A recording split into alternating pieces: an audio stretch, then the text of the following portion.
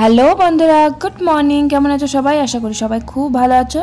আর তোমাদের দিদিভাই ভালো আছে, কিন্তু আজকে একটু শরীরটা খারাপ করছে। কেন করছে সেটাই বুঝতে পারছি না।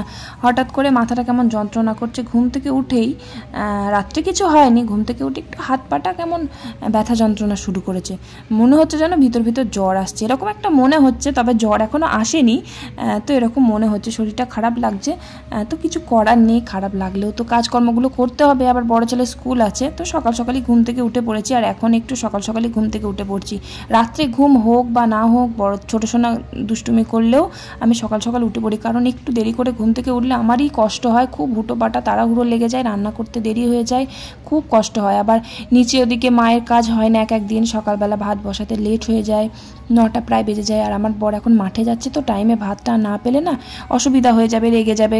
এবার ভোরবেলা ঘুম থেকে উঠে একটু সামান্য চা খেয়ে মাঠে যাই, তারপরে বাড়ি এসে যদি 10টার সময় ভাত না পাই না, তার জন্য আমি তাড়াতাড়ি ঘুম থেকে উঠে পড়ি, যাতে তাড়াতাড়ি কমপ্লিট করে নিই কাজটা, দিয়ে নিচে গিয়ে তাড়াতাড়ি ভাতটা বসাতে পারি।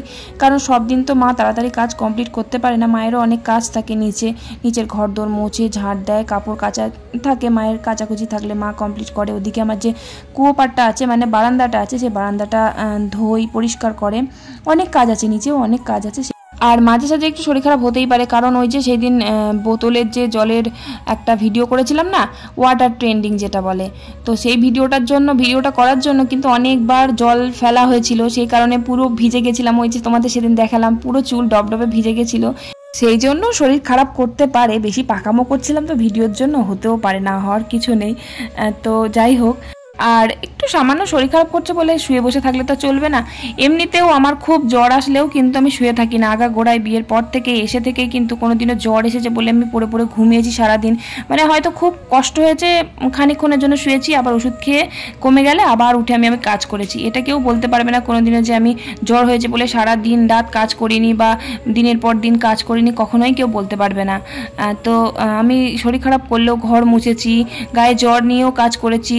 আগে ছোটোবেলায় কি করতাম, স্কুলে যেতাম না, মাকে বলতাম ও মা জ্বর এসে শরীর খারাপ করছে, মানে কি বলবো, স্কুল না যাওয়ার জন্য কত রকমের ভান করতাম যে মা মাথা যন্ত্রণা করছে, পা ব্যথা করছে, জ্বর আসছে, পারছি না, কত ন্যাকামো করতাম। কিন্তু এখন আর ন্যাকামো তো দূর কি বাত, এখন মানে শরীর খারাপ যাতে না হয় সেই চেষ্টাই করি। শরীর খারাপ করলে, মানে শরীরটা খারাপ করলে আমারই বিপদ, কারণ আমার যদি শরীর খারাপ করে একটা দিন আমি মহা বিপদে পড়ে যাবো। ছেলেপিলেগুলো খাওয়ানো দাওয়ানো রান্না বান্না খুব অসুবিধা হয়ে যাবে। মেয়েদের জীবনটা এরকম, মেয়েরা কখনো নিজেদের জন্য বাঁচে না, তাই না বলো তো? বিয়ের পর কিন্তু কার জন্য বাঁচে? সন্তানদের জন্যই বাঁচে। কিছু হোক বা না হোক, সবসময় ধরো বাড়িতে যতই অশান্তি হোক না কেন, যাই হোক না কেন, তখন ভাবে যে না আমি আর বাঁচবো না, মরেই যাব। তখন মরতে পারে না কিসের জন্য, কোথাও যেতে পারে না কিসের জন্য জানো তো? ওই ছেলে পিলেদের মায়ার জন্য যেতে পারে না। এরকমটা হয় মাঝে মাঝে, আমারও হতো আগে। আর সংসারে তো ঝগড়া অশান্তি হতেই থাকে। স্বামী স্ত্রীর মধ্যে যেমন ঝগড়া হয় খুঁটিনাটি ব্যাপার নিয়ে, সামান্য ব্যাপার নিয়ে অবুঝের মতন রাগ করতাম, অবুঝের মতন কথাবার্তা বলতাম, অবুঝের মতো না খেয়ে দিনের পর দিন বসে থাকতাম, কিন্তু কোনো লাভই হতো না, শুধু শুধু মানে নিজেকে কষ্ট দেওয়া যেটাকে। তো এরকম অনেক করেছি, আর নয়। তো ওরকম মাঝে মাঝে মনে হতো দূর বাঁচবই না, বাড়ি থেকে চলেই যাব, থাকবোই না। তখন কি বলতো, তখন একটা কথাই বারবার মনে পড়ে যে না আমার ছেলেগুলোর কি হবে, তখন আমি মরে গেলে আমার ছেলেগুলোকে কে দেখবে, আমি চলে গেলে আমার ছেলেগুলোকে কে দেখবে, এরকম একটা হয়। মেয়েদের জীবনটাই কিন্তু এরকম। আমি কি ঠিক কথা বললাম নাকি ভুল কথা বললাম, তোমরা একবার কমেন্ট করে জানিও। তো যাই হোক, বড়দের মতন অনেক বড় বড় কথা বলে ফেললাম। তো তারপর এই যে আমার গুবলু সোনা তো ঘুম থেকে উঠে পড়েছে, দিয়ে কান্না করছে। আমি এই যে কাজ করতে করতে আবার ওকে নিয়ে এলাম, আর আমার কাজ কমপ্লিট হয়ে গেছে। ওই যে সকালের বাসি বাসনগুলো ধুয়ে ঘর দোর ঝাঁট দিয়ে মুছে নিলাম, তারপর বাসি কাপড়টা বদলে নিয়ে ওর দুধটা নিয়ে এসে আর কি ফুটাচ্ছি, সেই সময় ঘুম থেকে উঠে পড়লো। মানে ঠিক টাইমে ঘুম থেকে উঠেছে, কোনো অসুবিধা নেই। আর বড় ছেলেকে ডাক দিলাম, ওর স্কুল আছে, ও এখন ঘুমোচ্ছে। ওই যে একই প্রবলেম, প্রত্যেক দিন আমার বিরক্তও লাগে মাঝে মাঝে। ডাকলে কিছুতেই একটু উঠবে না তাড়াতাড়ি, একটু তাড়াতাড়ি উঠলে তো ভালো হয়, কিন্তু উঠবে না কিছুতেই, সে আমার হয় জ্বালা। উঠে বলবে মা ড্রেসটা কোথায়, মা মোজাটা কোথায়, মা টাইটা কোথায়, বেলটা কোথায়। ও আসবে তো স্কুল থেকে, এসে না এদিক ওদিক কোথায় যে টান মেরে ফেলে দেয় আমি নিজেই খুঁজে পাই না মাঝে মাঝে। আবার একটা দিন জলের বোতলটা, জলটা খাবে, খেয়ে কোথায় যে রাখে জলের বোতলটা আমি খুঁজেই পাই না। জলটা যে ভরে দেবো, টিফিনটা দিয়ে জলটা ভরে ব্যাগে ভরে দিতে হবে, তা না হলে একদিন ও জলের বোতলটাও নিয়ে যায় না। মাঝে মাঝে টিফিন নিয়ে যায়, একদিন জলের বোতল নিয়ে যায়নি। আমার আবার চিন্তা হবে যে জলের বোতল নিয়ে গেল, ছেলেটা জল খাবে কি করে। আর এমনিতেও ও কারোর এঁঠো জল একদম পছন্দ করে না, কারোর বোতলের জলও খাবেই না, খুব চিনঘিনে ছেলেটা একদম। ওর ভাই যদি একটা বোতলে জল খায় সেই বোতলটায় ও জলই খাবে না, বা কোনো গ্লাসে যদি জল খায় সেই গ্লাসটা মানে পরিষ্কার গ্লাস ধুয়ে ধুয়ে ধুয়ে ধুয়ে তারপরে খাবে, মানে খুব আচারি টাইপের হবে মনে হয়। এবার ছেলেরা এত আচারিও বেশি ভালো না। আর এমনিতে অন্যদিকে নোংরা, ঘরদোর নোংরা করে ধুয়ে দেবে একদম, ঘর খাটের নিচে প্রচুর নোংরা ফোংরা ফেলে একাকার করে রেখে দেবে। ওই যে দেখো ক্যামেরা দেখলে ওরা স্থির থাকে না, ক্যামেরা দেখলে এসে একটু মুখটা না দেখালেও চাট বদন না দেখালে ওরা হয় না। আর তোমরা যে আমার বড় ছেলেকে মাঝে মাঝে কমেন্ট করো যে তোমার বড় ছেলে খুব ভালো, খুব কিউট, কি নাম, হ্যান ত্যান, এত কমেন্ট করো, ও শুধু ওর কমেন্টগুলোই দেখবে, বলবে যে আমাকে কেউ কমেন্ট করেনি, আমাকে কেউ ভালো বলেনি, একটু বলো তো দেখি। তো এই কমেন্টগুলো বার করে করে খুঁজে খুঁজে দেখবে, দিয়ে কমেন্টগুলোতে লাইক দেবে। আর তোমরা সবাই অনেকে আছো যে বলো যে গুবলু সোনা কি কিউট, গুবলু সোনার হাসিটা খুব সুন্দর, তখন বলবে যে গুবলু সোনাই সব ভালো, আমি তো ভালো নয়, তাই বলবে। আর তোমরা যারা কমেন্ট করো, কমেন্টের রিপ্লাই কিন্তু আমার বড় ছেলেও দেয় মাঝে মাঝে রাত্রে। আমার একদিন আমার ছোটো সোনা ঘুমোতে চায় না, তখন আমি বলি কমেন্টের রিপ্লাইগুলো দিয়ে দিত। কমেন্টের রিপ্লাই মাঝে মাঝে আমি দিই, মাঝে মাঝে আমার বড় ছেলে দেয়। তো তারপর বড় ছেলে খাবার দাবার রেডি করলাম, টিফিন রেডি করলাম, ও যে খাচ্ছে নিচে বসে। আর আমার শরীরটা খুব খারাপ করছিল হঠাৎ করে, এত মানে মাথা যন্ত্রণা, হাতে ব্যথা, মানে শরীরের হাড্ডিতে এত যন্ত্রণা শুরু হয়ে গেছে, মনে হচ্ছে যেন জ্বর এলো বলে। তো ডাক্তারখানায় না গেলেই নয়। তারপরে ভাবলাম দেখি যদি জ্বরটা আসে তারপর ডাক্তারখানায় যাব। আর এমনি তো ঘরে প্যারাসিটামল ছিল যে জ্বর আসলে পরে খেয়ে নেব, তাই জন্য আরও অত গাফিলতি করলাম না। তারপর নিচে এলাম, মা ভাত বসিয়ে দিয়েছে, আর আমি এই যে চালটা ধুয়ে দিচ্ছি। আর সত্যি মানে এতটা শরীর খারাপ করছিল, মানে জ্বর আসেনি, গায়ে কোনো তাপ নেই, জ্বর নেই, কিচ্ছু নেই, মনে যেন চোখটা বুজে যাচ্ছে একদম, চোখ মানে তাকাতে পারছি না, মানে ঘুম পাচ্ছে না, কিন্তু চোখগুলো কেমন ছোটো ছোটো হয়ে যাচ্ছে, চোখটা কেমন জ্বালা পোড়া করছে, মানে কেমন যেন একটা হচ্ছে, বুঝতে পারছি না। তারপর এই যে চালটা ধুয়ে নিয়ে এসে আমি চালটা দিয়ে দিলাম। আর মা ওদিকে পুজো করতে গেল, আর্নিক করতে গেল। মা বললো আমি পুজো আর্নিকটা করে নিই, তুমি এই চালটা ধুয়ে দাও।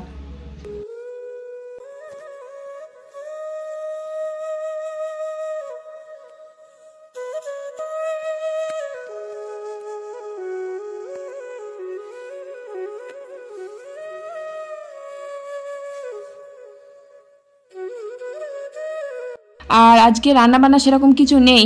তা মা বললো যে একটা বেগুন আছে গাছে, তুলে নিয়ে আসো, উচ্ছে আছে বাড়িতে, তাই বেগুন দিয়ে উচ্ছে দিয়ে আলু দিয়ে একটু তরকারি করবো, মানে চচ্চড়ি করবো। এগুলো কি গাছ বলো তো? এগুলো সব কুলেখাড়া পাতা। কত হয়েছে দেখেছো? প্রচুর হয়েছে আমাদের বাড়িতে কুলেখাড়া পাতা। এগুলো খাওয়া ভালো, গায়ে রক্ত হয় কিন্তু কুলেখাড়া পাতা। বাজারে কিনতেও পাওয়া যায়, যাদের রক্তের কোনো সমস্যা আছে, রক্ত পরিষ্কার হয়, কুলেখাড়া পাতা। আমার শ্বশুরমশাই আগে খেতো, এখন বিপি হাই বলে এখন আর খায় না। আর আমার বড় ছেলেকে খাওয়ানো দরকার, ছোটো ছেলেকেও খাওয়ানো দরকার, খাওয়ানোই হয় না। তুলে যে ফুটিয়ে একটু রস করে দিলেই হয়ে যায়, করাই হয় না। তো গাছে তো বেগুন পাইনি, একটা বেগুন ছিল, ওটাই আর কি তুললাম। আর একটা বেগুন আছে, ওটা আবার পেকে গেছে, অত পাকা বেগুন তরকারিতে দেওয়াই যাবে না, তাই ওই একটা ছোট্ট মতো ছিল, ওই বেগুনটাই তুলে নিয়ে চলে এলাম রান্না করব। তারপর রান্নাঘরে এসে দেখছি জেঠু আবার কাঁকড়া পাঠিয়ে দিয়েছে। বেশ কাঁকড়া খেতে আমার কিন্তু খুব ভালো লাগে, আমাদের বাড়িতে সবাই ভালোবাসে, শুধু বাবা খায় না, আর আমার বড় খায় না। হ্যাঁ, আমার বড় কাঁকড়া খায় না, তো খুব সুন্দর লাগে। আর কি বড় বড় কাঁকড়াগুলো! তোমরা কাঁকড়া খেতে কে কে ভালোবাসো কমেন্ট করে জানিও কিন্তু। কি দারুণ লাগে, বেশ কষা কষা করে করলে মাংসের মতো খুব ভালো লাগে খেতে। তো কাঁকড়াগুলো বাঁচতে আমার খুব ভয় লাগে, কারণ প্রচুর বড় বড় তো। এই যে দেখো কত বড় বড়, ভালোই বড় কাঁকড়াগুলো।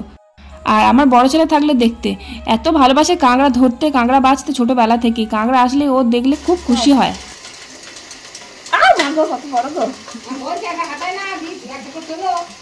একটা করেই তুলছি তো, খুব বড় দানা।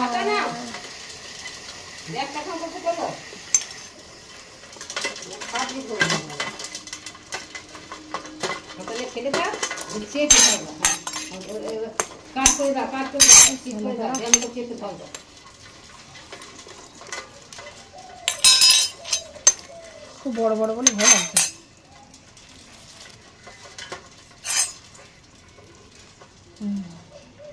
দেখেছি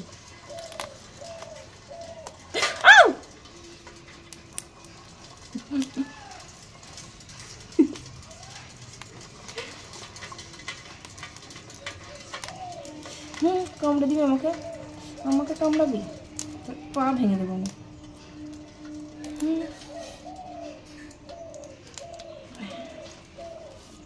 তারপরে সাহস।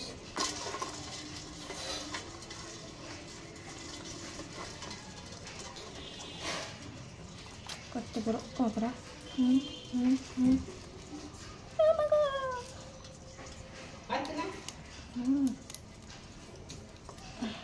ভেঙে ভেঙে রেখে দাও, দিয়ে তারপর ছাড়া হবে। দেখা ওকে। এ বাবা, এগুলো কি? এই দেখ, ছেড়ে দাও। জিজি মুখে কালি লাগিয়েছে এক গাদা নাকি? কি এটা? খাবি তো? কি এগুলা? দাও এর কাছে ছেড়ে দাও। ধরুক ধরুক।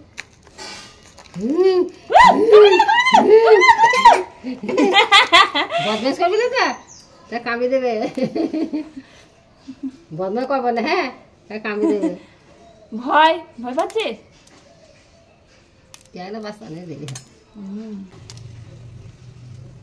আগে দেখতে খুব ভালো।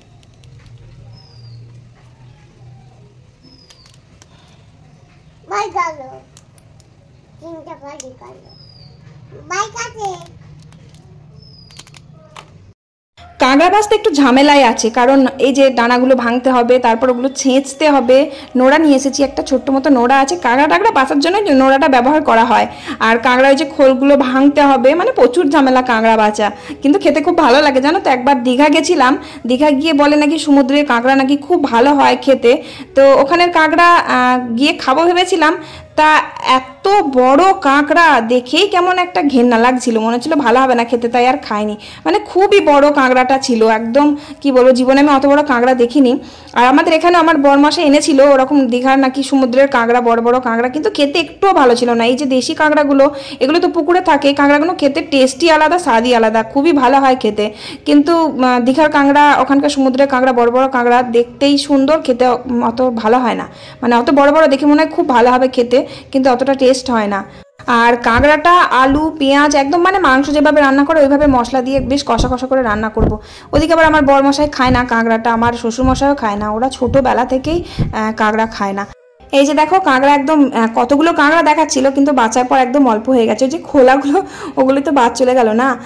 তো যাই হোক, তারপর কাঁকড়াগুলো তো বেছে কুচে নিয়ে চলে এলাম রান্নাঘরে। আর ওই যে বললাম না উচ্ছে চচ্চড়ি করব, কারণ বাবা কাঁকড়া খাবে না, তাই জন্য বাবার জন্য একটু উচ্ছে চচ্চড়ি করব, অনেকটাই করব, সবার হয়ে যাবে। তো উচ্ছে আলু আর বেগুন দিয়েই চচ্চড়ি করব। আমার বড় আবার উচ্ছে চচ্চড়ি খেতে চায় না, ওই ভাজা ভালোবাসে। ভাজার থেকে একটু চচ্চড়ি করলে ভালো লাগে। আবার একটু ডাঁটা, তারপরে কাঁচা কলা, একটু বড়ি দিলে খুব ভালো লাগে। তো বড়ি এনেছে, মানে বড়ি আছে ঘরে, কলাই ডালের বড়ি নয় ওগুলো, কারণ বাজার থেকে এনেছে তো কিনে। মানে কলাই ডালের সাথে কী সব মেশানো আছে কে জানে, খুব একটা টেস্ট না, খেতে ভালো না। সেদিন তরকারিতে ঝোলে দিয়েছিলাম, মানে বড়িগুলো খুব একটা আহামরি ভালো না। আমরা যেমন বাড়িতে কলাইয়ের ডাল বেটে বড়ি দিই, মানে কলাইয়ের ডালের গাদা আছে, কিন্তু বড়ি দেওয়া আর হলো না সময়ের জন্য, দেবো করে আর দেওয়া হলো না। আমরা কিন্তু প্রত্যেকবারই বড়ি দিই, এবছরই দেওয়া হলো না। ওই বড়ি আমরা ঝোলে খাই, ভাজা বড়ি দিই, ভালো লাগে খেতে। চচ্চড়িতেই এই উচ্ছে চচ্চড়িতে বড়ি দিলে আমার বেশি ভালো লাগে খেতে। আর তাছাড়া বড়ি না হলেও ভালোই লাগে খেতে, উচ্ছে চচ্চড়িটা টেস্টই আলাদা হয়। উচ্ছেগুলো আমি আগে ভেজে তুলে রেখে দিয়েছিলাম, কারণ খুব বেশি তেতো হয়ে গেলে আবার খাওয়া যাবে না। এসব উচ্ছে তেতো এসব খেতাম নাকি আগে, বিয়ের আগে এখানে এসেই খাওয়া শিখেছি। মা অনেক জোর করতো, কিন্তু কখনো আমি উচ্ছে তেতো, তারপরে নিম পাতা, এই তেতো জিনিসটা কখনোই খেতাম না। আমার বাবা খুব বকতো তেতো না খেলে, তো কোনোদিনও খেতেই পারতাম না তেতো, একদম গলা দিয়ে নামতোই না। বাবা তো দেখতাম এক গাদা করে মানে নিম পাতা ভাজা খেত, উচ্ছে খেত, খুবই তেতো খেত। বাবা মা দুজনেই খুব তেতো খেত, আমি আর দাদাই শুধু তেতোটা খেতে পারতাম না। আবার এদিকে আমার বড় ছেলেও তাই, না দিয়ে ও খাওয়াও শিখিনি। ওকে উচ্ছে দিলে পারে ও খেতে পারে না, ও তেতো মানে আমার মতন খেতে পারে না একদম। তো তারপর ওই যে চচ্চড়িটা নামালাম, আর আমার গুবলু সোনা থাকছে না, কোলে চাপবে বলে কান্না করছে। অন্যদিন খেলা করে বেশ, এটা ওটা নিয়ে, গাড়ি নিয়ে খেলা করে, আজকে আবার কিছুতেই থাকছে না। আর কি গুমসানি গরম পড়েছে, থাকছেই না ছেলে, একদম বিরক্ত লেগে যাচ্ছে। দিয়ে যে কোলের কাছে এসে বসে বললো আমার।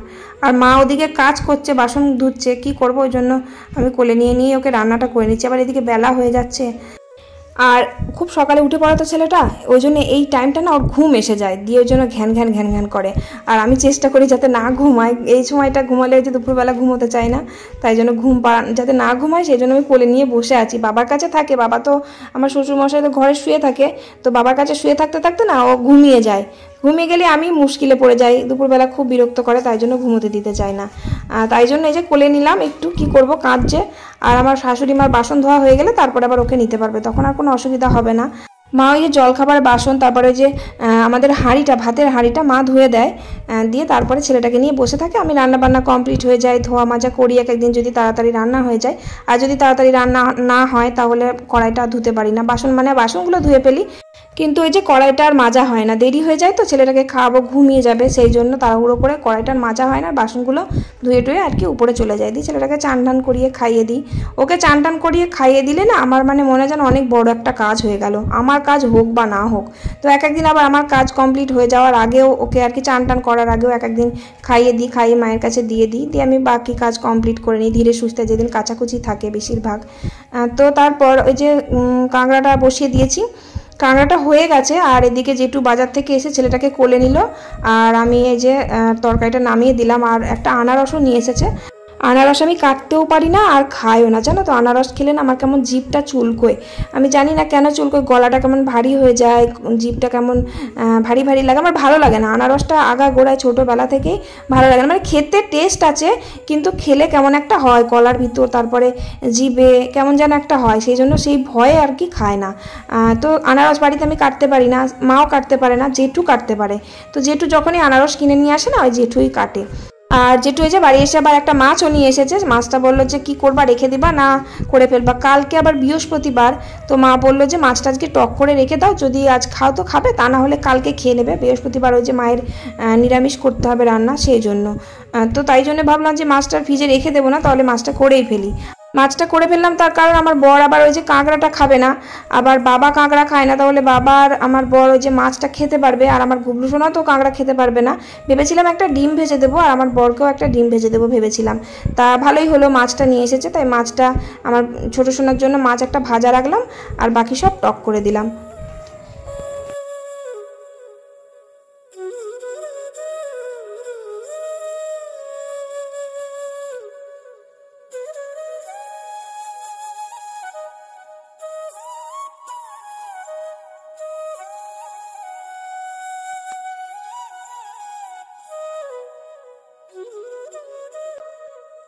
তারপর রান্না কমপ্লিট করে ছেলেটাকে আমি নিচেতেই খাইয়ে দিয়েছি, খাইয়ে মায়ের কাছে দিয়ে এসেছি। দিয়ে আমি এই যে চানটা করে নিলাম, আর কয়েকটা কাচাকুচি ছিল জামা কাপড়, বেশি না, ওই আমার নাইটিগুলো সকালের, আর আমার বরমশাই একটা প্যান্ট ছিল, তো জামা কাপড়গুলো কাচলাম আর দিয়ে কেচে চানটা করে নিলাম।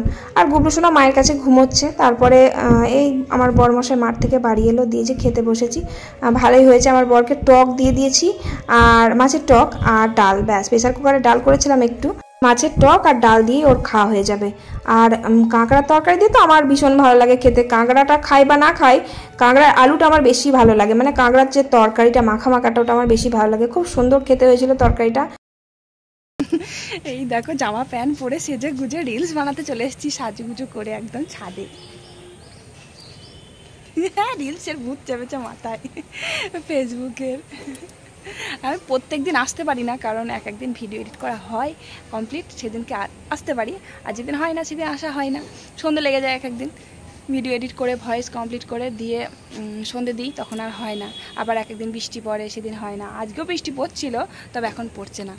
সাজুগুজু করে 2-4টে রিলস বানালাম, কিন্তু মেঘ করেছে, মেঘ ওয়েদার থাকলে তো ভালো হয় না, ভিডিও অন্ধকার অন্ধকার হয়, তো আর হবে না করা। এবার আমি নিচে যাব, চলো। তো তারপর রিলস ভিডিও করলাম, করে নিচে এলাম, ভিডিও আপলোড করলাম। সন্ধে হয়েই গেছিলো। তারপর এই যে সন্ধেটা দিয়ে দিচ্ছি, আর আমার গুবলু সোনা নিচে আছে মায়ের কাছে, ওই সন্ধেটা দিয়ে ওকে নিয়ে আসি, দিয়ে খাইয়ে দিই। তারপরে সন্ধে দেওয়ার পর মা দেখলাম ডাক্তারখানায় গেছে। তো এসে দেখলাম মায়ের ভাতটা যেহেতু বসাই গ্যাসে, তো আমি এসে নিচে দেখলাম মা নেই, সেই জন্য আর কি ভাতটা আমি নিচে বসিয়ে দিচ্ছি, কারণ রাত হয়ে যাচ্ছে, 8:30 বাজতে চললো প্রায়। আর এরপর ভাত বসালে আবার আমার গুবলু সোনা খাবে, ও তো 9টার সময় খায়, আবার দেরি হয়ে গেলে ঘুমিয়ে যাবে, সেই জন্য ঘুমোবে না কিন্তু খিদে তো পেয়ে যাবে, টাইম টু টাইম আর কি 9টার সময় খায়। তো যাই হোক, এই যে মায়ের গ্যাসে ভাতটা আমি বসিয়ে দিচ্ছি। আর আমার বড় দোকান থেকে বাড়ি এসে গেছে, মুড়ি মেখে দিয়ে আর কি নিচে এসে ভাতটা বসিয়ে দিলাম। আর আমিও দুটো খেলাম। সন্ধ্যের দিকটা এক একদিন খিদে পায়, খাই, আবার এক একদিন যদি মুড়ি খেয়ে ফেলি সন্ধ্যের দিকটা, সন্ধ্যে বলতে তো আমরা খাই কটায় তোমরা তো জানোই, ওই 8টা 8:30টার সময় মুড়ি খাই, মানে তখন মানুষ আর কি ডিনার করে, রাত্রের খাবার খায়, আর আমরা তখন মানে সন্ধ্যের টিফিন করি, তো সেই জন্য রাত্রে আর খেতে ইচ্ছা করে না। তো আমি 2-4 গাল খেয়েছি, বেশি খেলে আর ভাত খেতে পারবো না। আর আমার বর বললো যে আমি আর রাতে কিছু খাবো না, ওই মুড়িটুকুই খাবো। তো ওকে মুড়ি দিয়ে এসে আমি নিচে ভাতটা বসিয়ে দিয়েছিলাম। তারপরে আমার বড় ছেলে ওই যে কালকে ইন্ডিপেন্ডেন্স ডে, তাই জন্য ও পতাকা তৈরি করছে আর কি, ছোট ছোট কাগজের মধ্যে পতাকা আঁকছে আর কি। আর রাতে তারপরে এই যে ভাত টাত হয়ে গেলে গুবলু সোনাকে ভাত খাইয়ে দিয়ে আমরাও খেয়ে নিলাম সব, আমার বড় ছেলে আর আমি আর কি, আমার বর তো খাইনি। তো চলো, আজকের ভিডিও কেমন লাগলো কমেন্ট করে জানিও। ওই কাঁকড়ার তরকারি দিয়ে ভাত খেলাম আর কি। চলো আজকের মতো তাহলে টাটা, বাই বাই, সবাই ভালো থেকো, গুড নাইট।